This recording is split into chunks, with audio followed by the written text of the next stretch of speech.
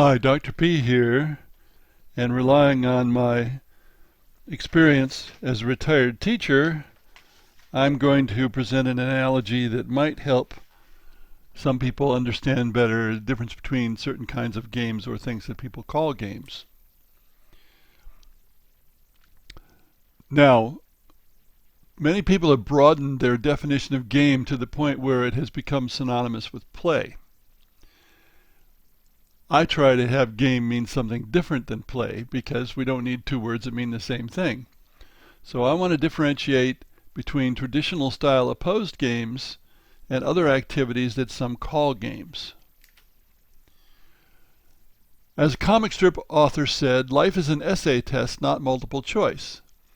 In a traditional essay test, you aren't offered any answers.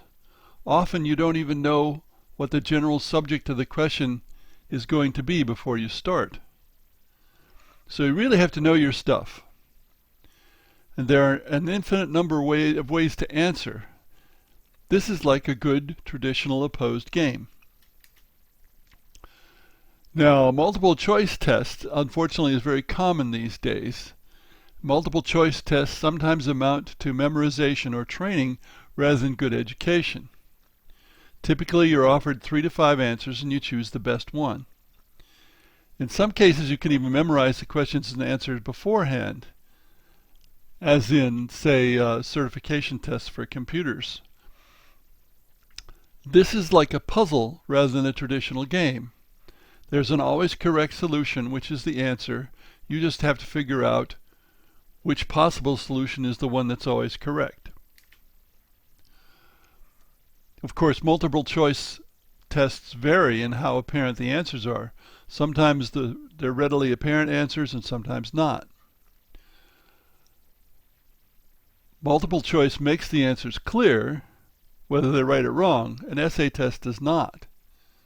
The essay test doesn't offer you any answer, it just asks the question.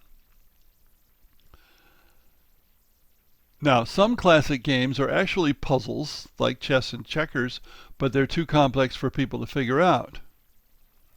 People can figure out a chess problem, but not chess as a whole. A parallel competition, which is common in Euro-style games, is a multiple choice test with several right answers as well as wrong answers. Those are the paths to victory, solutions that will always work if executed well enough.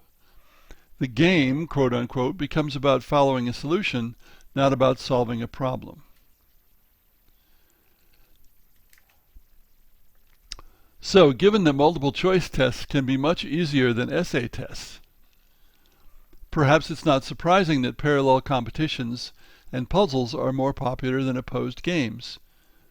Opposed games require problem solving, although, of course, even in an opposed game you can develop heuristics, rules of thumb, to help you play, but somebody who relies only on rules of thumb is not going to be one of the best players.